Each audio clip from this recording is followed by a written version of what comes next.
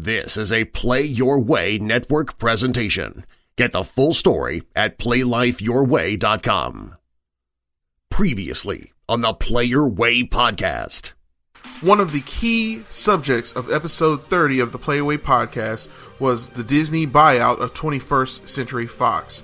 This deep dive featuring Reuben Shaw was actually recorded hours before the news went out, and I got it right here. Hollywood Reporter, it's confirmed Disney to buy 21st Century Fox assets, including film studio Bob Iger, then extends through 2021. So even though it sounds like we're talking and living in the past, we have our fingers right on the pulse. The Player Way. That's right. So stay tuned. It's going down. Much to talk about. They came, they podcasted, and left you wanting more. So this time, they're back to finish you off. It's time to take a deep dive. The Player Way.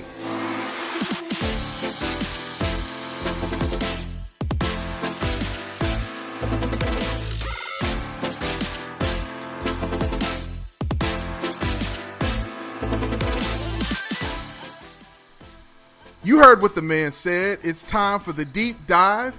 I am your resident DJ, BK, of the podcast called The Player Way. And we're back. This is week 3. Shouts out to my co-captains Derek and Nate, who are usually a part of our main podcast. But as you have heard the past few weeks, we've gotten started with a secondary product, all a part of the same Player Way podcast family, called Deep Dive The Player Way. And it gives us an opportunity to take subjects that are in the media and things that we talk about on the Play Your Way podcast, but then bring them down to our size with some subject matter experts in the field. And the subject matter expert we have on this episode of the Deep Dive, I'm really honored to have him. I've been working with this guy for quite some time. A little bit about him. He's based out of the film Mecca, Atlanta, Georgia, taking it straight out of comedyhype.com that did an article on him. Recently, he's been dropping an entertainment comedy on his Reubziggy YouTube channel. He's an actor, he's a writer, he's a film producer. He's known for feature appearances, major motion pictures such as Dirty Grandpa, as well as Barbershop 3. And he recently had a 32-minute experimental short film called Got Him, that is kind of his opportunity to kind of branch out and play around with the idea of taking popular independent hip-hop artists and some of their music videos, but then putting it with some sketch comedy as well. He's reached out to me and he wants us to do some director of photography. So ladies and gentlemen, and everyone in between, with all due respect, show your love for Mr. Reuben Shaw. Whoa, man. Thanks for having me, man. Glad to be on the show. It's about time we did this. Yeah, man. You actually were supposedly the first guest, but it took a minute. Reuben stays mad busy all the time. When he's not working in front of the camera, he's working hard at work behind the scenes. This is a man who legitimately has figured out a way to not have a job anymore and do nothing but work in the field. So he's producing shows. He's working behind the scenes and helping other directors and producers produce their content and their live events. And that's actually how I got to meet him. Yes. So really glad to have you now in a more creative, collaborative project. And basically the whole subject matter of this particular show, the topic, if you will, is going to be about the changing landscape of entertainment. And this is definitely a week to talk about change. Yep. Okay. This week there is definitely updates about the Disney Fox buyout. Reuben, have you been keeping up with that? Man, I've been hearing about it. I love Disney. This is mega. This is major. It absolutely is major. If you've been listening to the Play Your Way podcast, we've been keeping you up to date on what's been going on. I have an update from you. A writer and reporter named Armin S. of the popular Comic Book Cast YouTube channel He gave some updates actually yesterday and today. So here's some bullet points to let you know where we're at. This episode is gonna come out Thursday, so it is very possible that this buyout may be settled. But here's what you need to know just in case they're keeping you at bay. Earlier this week, around Tuesday, Comcast announced that they could not come to an agreement with Fox. If you remember, Nate was the one who alluded to the fact that Comcast might be the one that swoop in. And as a result, this only leaves Sony and Disney in the last of the negotiations. Now, it is very possible that Disney may not be able to come to an agreement with them and that Sony ends up getting the property. We definitely don't want that, because Sony is the one that has been handling all of the Deadpool stuff, and they've been handling the Spider-Man stuff. Now, while they do have a great, healthy relationship with Marvel, obviously the best thing for everyone, in our opinion, in terms of intellectual property, and keep that in mind, we're going to talk about intellectual property a little bit later, is we want Disney to have everything. We want Disney to have the vault and be able to say, as Nate says, here's all of our shit. So, December 14th, according to CNBC, Armin S. continued on. CNBC reported that on Tuesday, that Thursday, December 14th, should be the official date that we find out. So again, this episode comes out on December 14th, so hopefully we have some good news. It is evident that it's probably going to take close to 2 years or so to get everything ironed out, so I don't expect anything in terms of cameos in the more upcoming films. And the other thing to keep in mind too, and Armin S. talked about this on Comic Book Cast, Final Fantasy IV, not Final Fantasy IV, why did I say FF4? Fantastic Four, there you go. Fantastic Four is not a part of the deal.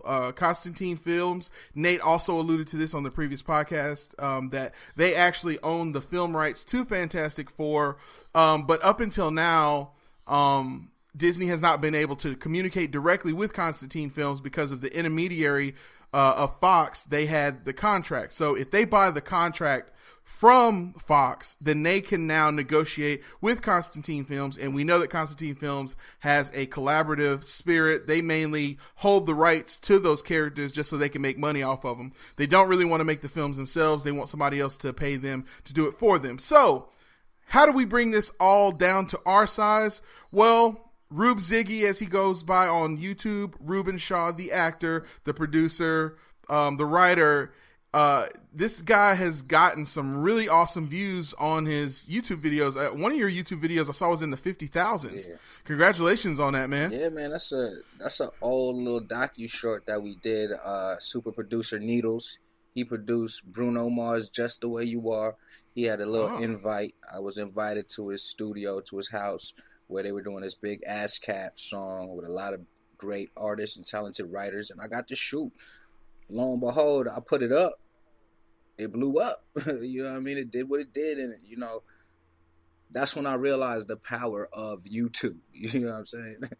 Yeah, and the power of YouTube and other online applications like it have really brought Hollywood to its knees. There was a time where certain levels of rating, and I think I talked about this online, but if I hadn't, I talked about it with someone offline. Andy Richter over there at Conan, the Conan O'Brien show on TBS, he was talking about how ratings nowadays are crazy, because back in the day, in order to make the kind of money you needed to make in Hollywood and have the kind of notoriety and stay on television and to not have a show that had gotten canceled within the first season, you had to have millions and millions of viewership. But now, with YouTube, with Hulu, with Netflix, Hollywood has realized that maybe we don't have to get that much of a captive audience. We just have to get a much smaller, more concentrated audience that we can guarantee that our product will be used and we can grow our brand with. And so that all starts from the chocolate rains, the he needs some milk, the memes, the online auto-tune the news, all of those catchy things that we see online, those potables that people really gravitate toward. And that's what's really driving content and the conversation about net neutrality. So my question with you, Reuben, is what are you looking for as a producer, a content producer? What do you look out for? What are the things online that capture your attention? Well, I mean, as a creator, everything, every single thing that I see, and as an educated man, you know, everything I see captures my attention, especially when it comes to social media. When I first started doing this stuff, I got into the game doing social media marketing. So I love the internet. I'm obsessed with the internet. I'm always on it. But the thing is, like when I'm producing content, I like seeing where it's going. It's just all over the place now.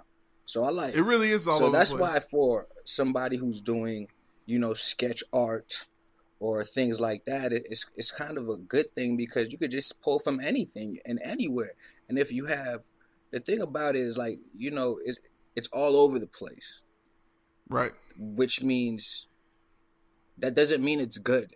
You know what I'm saying? Yeah, that's right. It's not, so a lot of stuff is not good. What's great about about social media being a part of the content creation conversation is that a lot of the content creation that never makes it to the cutting room, well, that ends up on the cutting room floor, never makes it out to people. But because of social media, you hear about movies that are in development hell, that you hear about ideas, and what you got is you get, you know, social networks like Funny or Die.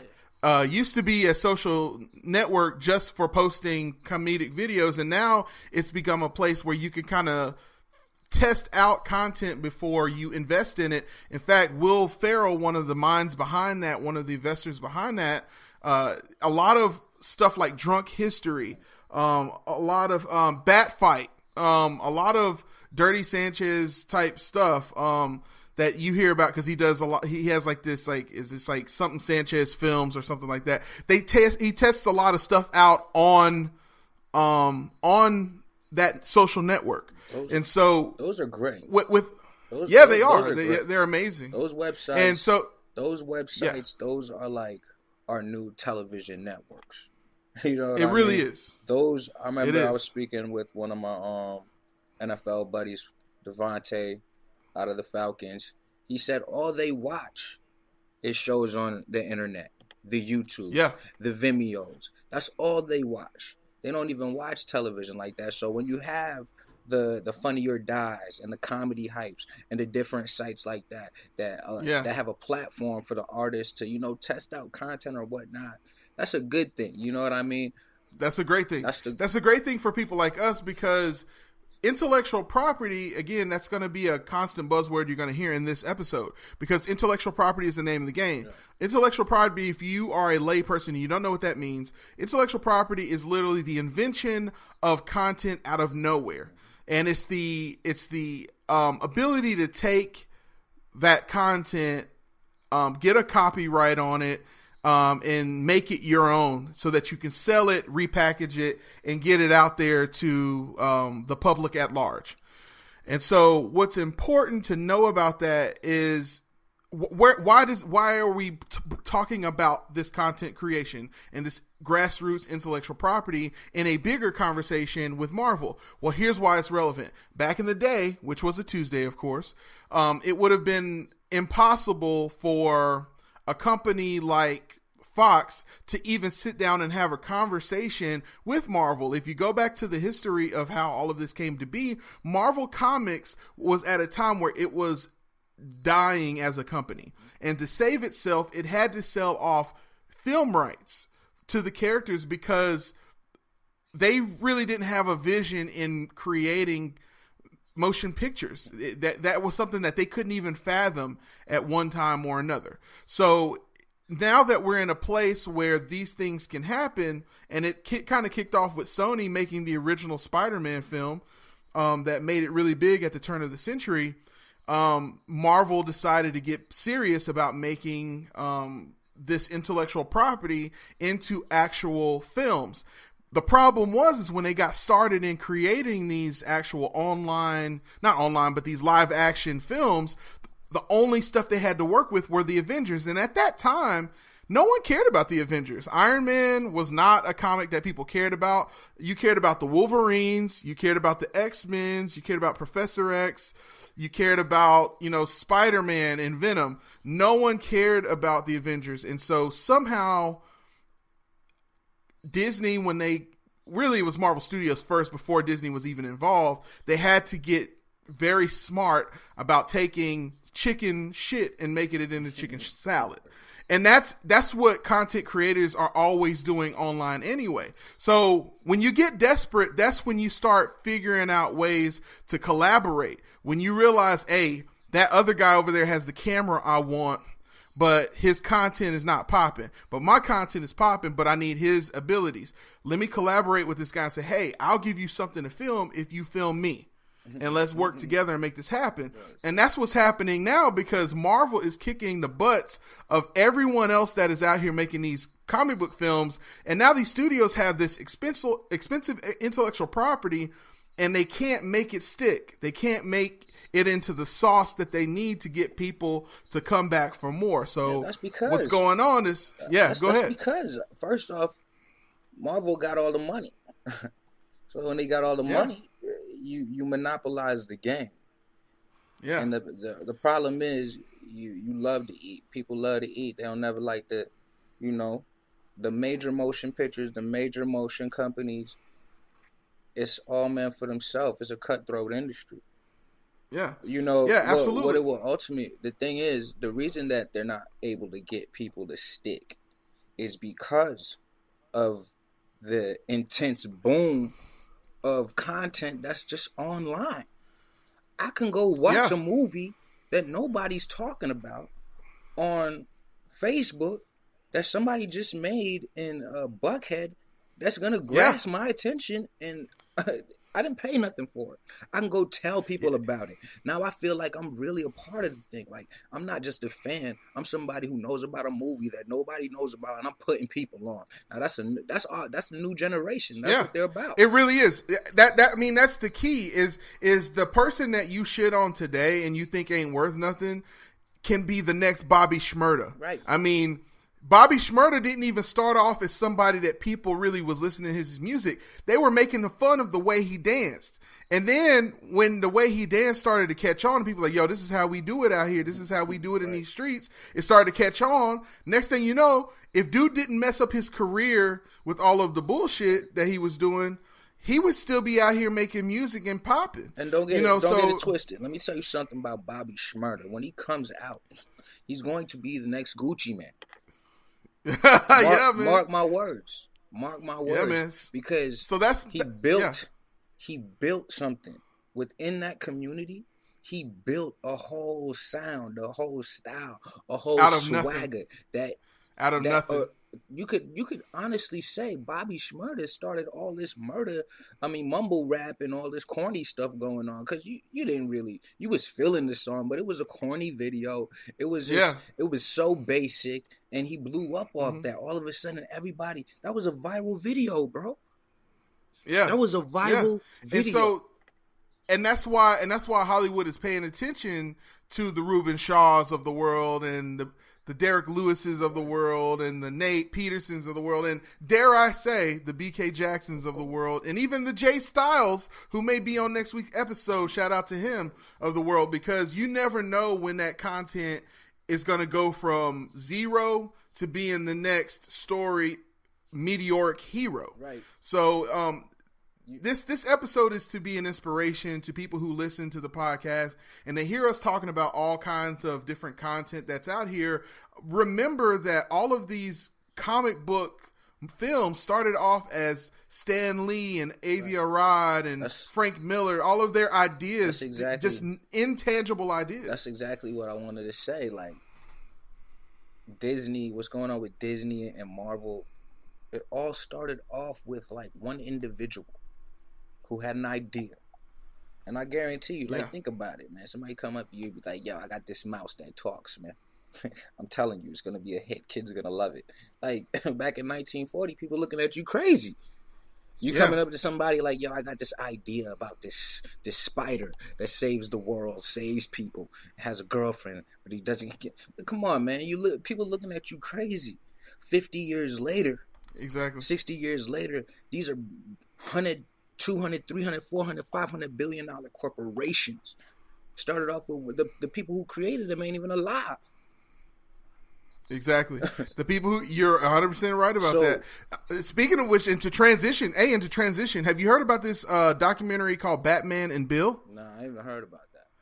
A while back, it's actually earlier this year, a documentary came out called Batman and Bill. It was about a man named Bill Finger, who actually is supposedly the man who created the Batman. And basically the man who is credited with the Batman in the golden age of comics, Bob Kane, was originally, if you look at the original Michael Keaton Batman, and you say inspired by the comic book The Batman by Bob Kane, and so that's who people originally thought created Batman. But really, he was this guy who was into creating comic books and stuff, and he had this artist friend who was a writer named Bill Finger. And one night, Bob Kane had this idea about this superhero, but it was like really raw and it didn't look good. And Bill Finger was like, no, this is what you should do. And he like drew up the original Batman, and he actually created Batman. Well, Bill Finger wasn't this like genius like Steve Jobs. He was this guy who just did the hard work. And basically more like Steve Wozniak, who really is the guy behind the original Mac. But the guy that we always talk about is I just said his name. Steve Jobs. Yeah, Steve Jobs. So Bob Kane was like the Steve Jobs of the Dark Knight's past, whereas Bill Finger was like the Steve Wozniak, the guy who really engineered it. Right. And Bill Finger died in squalor and just died a broke, poor dude. And he's the dude who created Batman. Meanwhile, the dude who figured out a way to take that intellectual property, put a copyright on it, that's the guy who ended up making tons of money off of it. And it's only more recently that Bill Finger actually finally got his upcomings, but he been dead decades. It's like his family that's finally getting in the newest Batman versus Superman. You can now see Bill Finger listed along with Bob Kane. You know, so that's that goes exactly what you're saying, is this guy who created this idea, and they dead and gone. That's what I'm saying. So it's incredibly important as a content creator. In fact, you tell right them, now, what should you do as a content creator to protect your intellectual property? Well, first off, you got to know business. I mean, everybody gets lost in this. I want to be. What do you want to be? You want to be Denzel, or do you want to be Disney, the corporation? I mean, you have to start understanding it's a trend. Yo, I'm going to steal that. I'm going to let you finish, but I'm going to steal that. Say that one more time. Do you want to be who? Do you want to be Denzel, or do you want to be Disney, the corporation? So that's gems, ladies and gentlemen. That's where in this saturated market right now, that's where I feel like I'm just a little bit different. Because, you know, everybody want to compare you to somebody. I mean, especially when you're doing a good job. They want to say, yo, man, you Chappelle, man, you're Denzel. No, that's not my goal. I'm creating content. I'm an artist first. Okay, now as an artist, if you're a real artist, that means you've been creating content for years. I'm 30 years old. I've been writing since I was 7. You understand? From music to stories to whatever. In school, I took it serious. I don't know why. I was always a character. And once I became an adult and had responsibilities, you said it earlier, desperation calls for desperate measures. So you're like, yo, I'm going to just do what the hell I got to do. Something happens. You're an artist. But then you're like, yo, I have to feed my son. I have a bill. I have this. Yo, business. Well, first order of business, if you created it, man, you better go copyright that, man. Because if you told somebody, it's nothing for somebody else to go take that idea, copyright it, and then take it and get it in the hands of people who can produce it too. So as a and back in the day, to copyright used to be a lot more difficult. My grandmother, who has written like all kinds of songs and stuff, back when I was in college and I was making beats and stuff, she used to always say, baby, now you got to do a poor man's copyright. You got to put it in a self-addressed stamped envelope and mail it to yourself, and don't never open it so you can prove that you created it. But nowadays you got digital timestamps and metadata. All you got to do is write that thing down. Whatever that thing is, put it into a file that you can save onto your computer so there's a timestamp of the day and time you created it. Be meticulous about keeping your records and everything else that you need, because you never know if you are one of those people who create content, and you're one of those people who, like you said, you're an artist and you've been every day of your life creating something. You may be the type of person that says, man, I don't really need to do this and that. And you could be like Dr. Dre and throw away all your ideas in the trash can, and you'll never realize that the idea that you may need may be 15 ideas behind. It doesn't matter. Save those ideas, save those episodes, save those beats. I'm telling y'all. Save that content. I'm telling y'all right now, the idea of Got 'em, that was an idea that has been brewing in my head for probably 8 years. Yo, do a thing where you're integrating the rappers and do acting. But I'm sitting here living life thinking, that's corny. Nah, maybe it's not gonna work. Not really believing in myself until I did it. So when I did it, right, bro, it was like a wake up call. Like, oh my God, the world needed this, and it was right here the whole time. So now between the two ears, what happened was it was the response that almost forced me to say, yo, I got to do it again. It changed my whole mind frame to saying, okay, forget. Okay, you're a good actor, man. You're real good. You can continue to go to Broadway and you can go here. But you want some money, B? I mean, make two, three of them, and then boom, that's Disney trying to buy you out. What I love about Got 'em, let's talk about Got 'em for a second. I love that you didn't wait until the idea was completely into fruition. Like there's a raw aspect to that, but you can see what it is. It's almost like you're sharing. It's kind of like our live stream that we do right on the day that we broadcast. So the podcast, if you listen to the podcast, you're one of those people that listen to the podcast every week, you have a more edited, complete version of it after I've had a chance to go through it. I don't really cut anything out. It's pretty much raw, but I do optimize it for the listening experience so that it's enjoyable, so that you don't feel like it's this cacophony that you have to turn off. However, we do a live stream every single time that we post on the YouTube, post on the Facebook, so people can see what we're doing. So when we start, we're just talking and we're not quite recording yet. We're not quite in it. And so we're not afraid to allow people to see what we're doing raw. Got 'em is like that as well. There's a raw aspect to it. The pacing is not where I know you want it to be ultimately, but you put those sketches out there. You put these ideas out there so you can say, I made this first. So if you have somebody come along, for example, not Sarah Silverman, but what's the other chick? The blonde chick who was she was a kid. Talking about Palin? No, not Palin. Female comedian. Thick chick. Yeah, kind of. She was in this female comedian, and she is known for stealing jokes. Stealing jokes. Amy Schumer. Yeah, thick chick. Okay, so Amy Schumer, for example. Yeah, thick chick. Look at you, the thick chick, right? Hey. Yeah, Amy Schumer is known for, if you saw her show on Comedy Central, there's these side-by-side comparisons of other sketch comedy shows that shows that even if she didn't steal it, somebody who's writing on a show is stealing from that content. And so what's great is you got this amazing sketch called Bitch Slap. Yeah.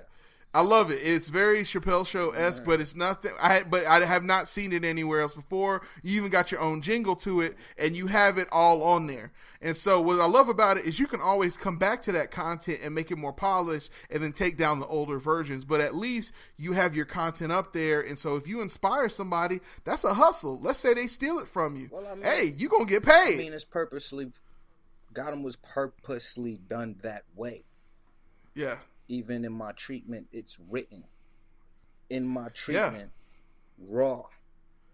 I want it to be raw because it was for the culture. Yeah. It's more or less, I'm 30 years old. I'm trying to inspire cats. Hey, you got this. You could do it like this. You don't need all this. Stop wasting your time. What do you think you're doing? You're wasting your time. It's cinematic. Yeah, and it was just me and my boy. I knew I could have. And what I love about it, I could have did it. And bigger. what I love is it's like but what I love about it is it's like its own storyboard. Yeah. So when you go to film it again, you could be like, okay, these are the exact same sketches we want to do.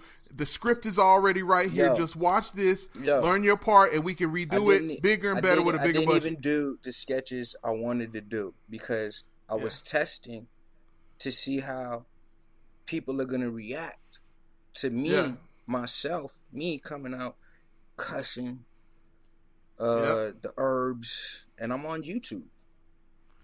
Oh, I love that you did this other sketch too. You know, but it's more like a music video, but it's a sketch too where you pulling out a couple little bubs right there, rolling up your little slim blunt. Yeah, that's my what I call that sketch. I love that. Man, the Lonely Stoner. Yeah, that's man, what it's called. That's funny called too. The Lonely Stoner. It's like a silent film, but like that's exactly what I wanted to do. I told my boy in our pre-production, yo, this is Charlie Chaplin, okay? Yeah, I'm going Black Charlie Chaplin, 2017. This is where it is. Hey, I'm an artist, okay? Yeah. So personally, I don't care about as long as it's better than those corny virals and it's cinematic because I'm an actor, I don't care about it looking like it's 50,000, 3,000. My talent alone is going to speak for itself, which is going to get me that big check one day, whenever that day comes. But as long as my ish look this good, yo, when I bring in, hopefully I could bring in the BK, you feel me? And then once I bring in the team and now I got 4 or 5 shooters and I have my actors and actresses, I had to do all that to get people on board. People don't want to believe in you until you do something, son. That is crazy. I was talking with Derek about that. We have a similar situation. Once I did got him, and then everybody, it took 3-4 days. It took 2 weeks, and then people went back, watched it again because they told their friends and seen that it had like 5,000 views. Now all of a sudden it's, yo, what you doing? Yo, let's do some sketches. Yo, you doing another one? Get me in your next joint. Hey, bro. Hey, all of a sudden I'm the man. So, dude, that's like Scotty. Shout out to Royal Scotty Pimp, who came out with his first EP. It's on Spotify and everything. Fishing for Facts. But yeah, he had a similar situation where people were sleeping on him. And when he got his team together, started getting his headshots together, got his first EP out, people started taking him seriously. It's the same thing with our podcast. It wasn't until more recently when we got to being in that top 10 on iTunes under film and television podcasts, people are like, oh, I see why he wants to kind of do his own thing for a little bit and take the podcast thing a little bit more seriously. I'm telling you, it shook the whole community. Because let me tell you, when you make a little breakthrough, when you make a little ripple, what happens is, I seen Boosie say it the other day, and it's true. I had a placement back in 2010 on Single Ladies or whatever, 2 music placements that was popping. Everybody loved it. Oh, you saw it, like people was on you, like. Then a couple years go by, you don't do nothing. Then Dirty Grandpa popped. Now I was telling people for months, yo, I did Dirty Grandpa. I worked with Robert De Niro. People just laughing at that. Yo, you a lying ass Negro. That's blah. Then they seen the movie. Oh snap! That's really Rube right there. That's really your boy. He wasn't lying. Then all of a sudden, like people started not calling me because they thought I was in a whole nother stratosphere. So it's almost like I had to do Gotham to show him, yo, I'm still here. Still grinding. What was it like to do Barbershop 3? Dope. I mean, think about it. Ice Cube, Nicki Minaj, Cedric the Entertainer, Common, Eve, Regina Hall, JB Smooth, 21 Days. And I'm in the shop every day.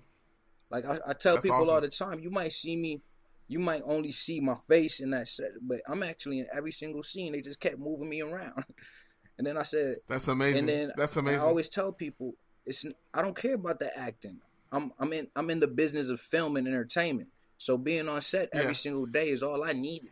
It's a lesson. It's a lesson. It's an opportunity to grow and learn. And exactly. So that's awesome, man. That's Nicki awesome. Minaj, man. You look at that Nicki Minaj every single day, like Eve.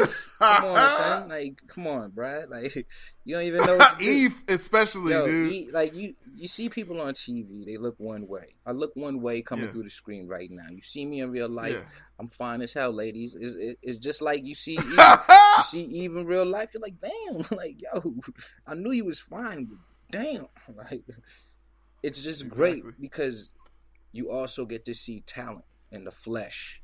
Yeah. The people that you're sitting there at home saying, I want to be like that person. They just like you and me. They just grinding. Right. They don't even know when the next check coming. Most likely, they struggling more than you because they bills are harder than yours.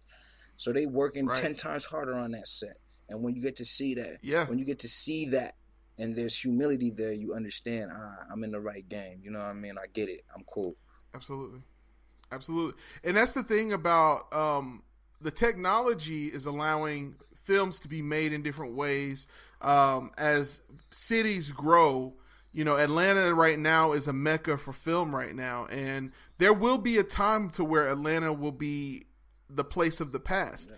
As we know, all meccas come and go. Once everybody realizes every film has been made and they Swiss cheese the hell out of the economy here and it gets tired, that's going to be an opportunity lost. So while you can get it, while you're out here in Atlanta, that's the reason why when we do the Play Away podcast, I was specific about finding a guy who lived out in Los Angeles, a guy who lives in Dallas, Texas, and a guy that lives out here in Atlanta. When we come together, we have three different perspectives. All three are places, Texas being a sports capital for sports radio and all of the major deals happening, whether you believe it or not, Dallas Cowboys is America's team. So a lot of quiet is kept about what happens in Dallas, Texas, and the oil money that fuels it. But there's a lot of understanding about the economy of the entertainment business. And in the sports business. Atlanta, we're a mecca for film, and Los Angeles is Los Angeles. It speaks for itself. So definitely, that's part of the passion of us curating media the Player Way on this on the show with every single episode, and bringing guys like yourselves on to talk about these perspectives that seem some way out of reach, and they are our entertainment. But there's always an opportunity to flip that. Similar to Dame Dash. Dame Dash talks about being a boss versus being a worker. That's something I'm going through right now where, there's a security in having a job and going to work. But then there's also an imprisoning factor to it as well. And the idea of being your own boss and never having a job again. We live in a society where as long as net neutrality becomes the fight that we are winning, we got a place to it's the intellectual property is the new crack. On, just get you some baking soda, whip it up, and get in the kitchen. Don't be lazy. Come on, man. That's as simple as that, man. Like everybody has it's 2018. Yeah, man. It's a digital world, universe, so to say. When they talk about the grill, the grid, the matrix, man, if there was ever a time that it was that, it's now. So absolutely. You got a choice. You got the blue pill and you got the red pill, man. Oh, preach. You understand what I'm saying? It's simple. And a lot of things are built off of conceptual fears. You know what I'm saying? We fear concepts. We believe that if it's not a 9 to 5, I can't survive. But what you realize is if you actually cut that 9 to 5 off, that thing that you're working for a boss or whatever, I learned that there was 21 days in 7 days. Wow. You saying something right now. Okay? So saying something, Jims. I'm going to say that one more time. Okay? Say it, bro. I learned that there was 21 days in 7 days when I cut off the going to work 9 to 5 every single day, because now I had to get up and make my own money. I had to make my own paper. There was no more such thing as 24 hours. It was just, every day. I get a call from you. All right, I'm dead. Oh shoot, they call me on quad. I'm dead. Okay, I got to do my own little deal on the side. I got to Uber. I got to do that. But then I was having more free time, yet getting paid more money. Yeah. And then I'm still creating. Absolutely. I ain't selling myself. I ain't feeling like I'm screwing nobody out there like I was when I was working at AT&T. I've been doing this for 7 years now. And what's crazy about all of it is you can still do that and still participate and support artistic endeavors. Yes. You can still go to the movies. You can still log on to YouTube and Facebook, and because Facebook has even got content now. In a day where you could buy fire sticks, and you can just you can go on Facebook and type in whatever you want to see. I've tried it. Yeah, it's gonna come up, homie. Yeah, it's gonna come up. Yeah, and so you got an opportunity to, as long you can support entertainment, you can support the types of tribes. You can be a tribe unto yourself about the type of communications you enjoy, the type of news you want to watch, the type of sports you want to pay into, the types of views you want to pay for, the types of movies you want to go see. You can support all of these things, because if you support those things, then you support a side hustle for yourself that can become a main hustle one day. Right. So definitely, hopefully this episode has inspired you to not just look at the headlines, but to use the headlines and say, man, if Disney can get out here and make a way out of no way, if they can do what Vince McMahon did. People used to say that you would never see WCW, ECW, and WWF all on the same screen. And I learned that the impossible was possible the day I saw Shane McMahon walk on the Monday Night Nitro when they was down there in Florida. And I said, oh no, but they just bought WCW and then they bought ECW and made it all one brand. It goes back to this thing that I said. Shane McMahon a wrestler, man. Shane McMahon be jumping off of 30-foot cages. But he's a businessman when that TV go off. Absolutely. And let me tell you something about Look business. at you. All right, I see what you're doing. Let's cook it up. Let me tell you something about business, dude. When you got a brand, I'm going to show you something. Yeah, you're watching got him. But behind the scenes, Reuben Shaw's cutthroat. I'm a businessman. I ain't playing. Yo, you look how many times we've talked about, when we going to do that meeting, I keep telling you. When I do a meeting, dog, you're going to be like, yo, he wasn't playing. Because behind the scenes as a businessman, you got to make certain moves. You got to learn how to get them views. You got to learn how to get them followers. How do I get these subscribers? How do I get this guy's followers? Wow. How do I get that girl's followers? How do I get that girl? Wow. How do I get that girl to come work in my project? Wow. Why is she working with him? I got to get in that DM. You got to get, it's a cutthroat game. And then all of a sudden, guess what? All of a sudden, that's the Macho Man Randy Savage girl on his arm. Where she come from? That's Queen Elizabeth. All of a sudden, that's 5 more years of your show. Man. It's you business. Giving people $1 million worth of gems. You give people $1 million worth of gems for free 99 right now. Hey, you better take it for free 99, man. Before I become like Tony Robbins and start doing like. Seriously, man. Like it's the way that you view it. Your perspective and your perception is everything. That's the difference between the Shane and the other Shane. You feel me? Some people thinking about business, and the others is thinking about fame. Are you want to be Aubrey Graham, or do you want to be Drake? Absolutely. I see what you mean. I know exactly what you're saying. A lot of people that flew over their heads, and the answer to that is you want to be Aubrey Graham. That's who you want to be. That's the man on the contract. Come on, man. Exactly, because Jake, you can always make another Drake, but Aubrey Graham will always be a master of his own destiny. And we're hearing right now Reuben Shaw, the man known as Reubziggy on YouTube, is a master of his domain. So, brother, thank you for coming on the deep dive and helping us do it the player way. Your reward for coming on here, plug you right now. It's your opportunity. It's your opportunity to advertise yourself.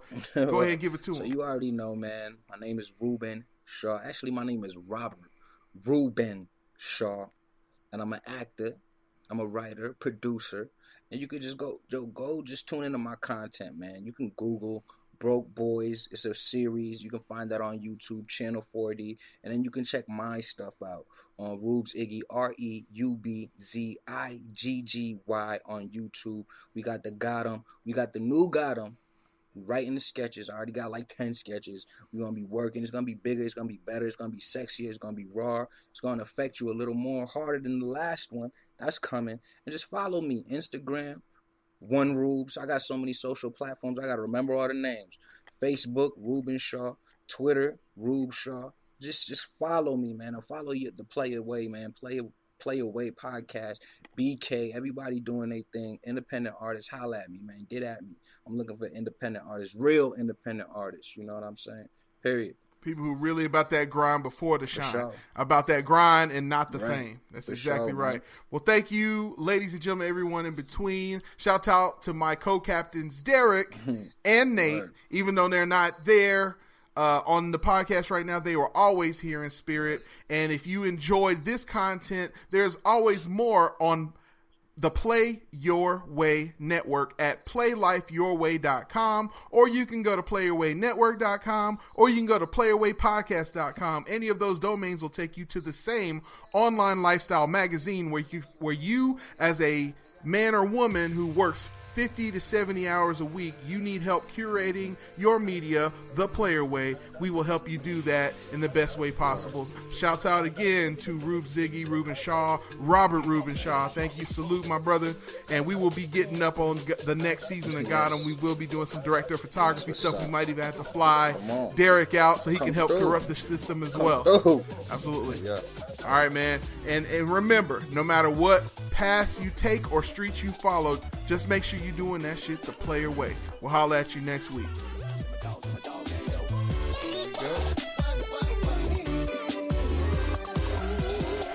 Thanks for listening to the Player Way podcast. Recorded in a single take from Los Angeles, California, Dallas, Texas, and Atlanta, Georgia, by Nathan Peterson, Derek Lewis, and BK Jackson. And I'm Darren Marlar, the majestic voice of the Player Way podcast. Our opening theme is titled Bound by Ricky Remedy, courtesy of Elysian Records. And our closing theme is titled Coconut King Diaries by Xander, spelled Zahnder. You can find this music by both Ricky Remedy and Xander, and many more tracks on SoundCloud. And remember, no matter what choices you make or paths you follow, just make sure you do it the Player Way. See you next week.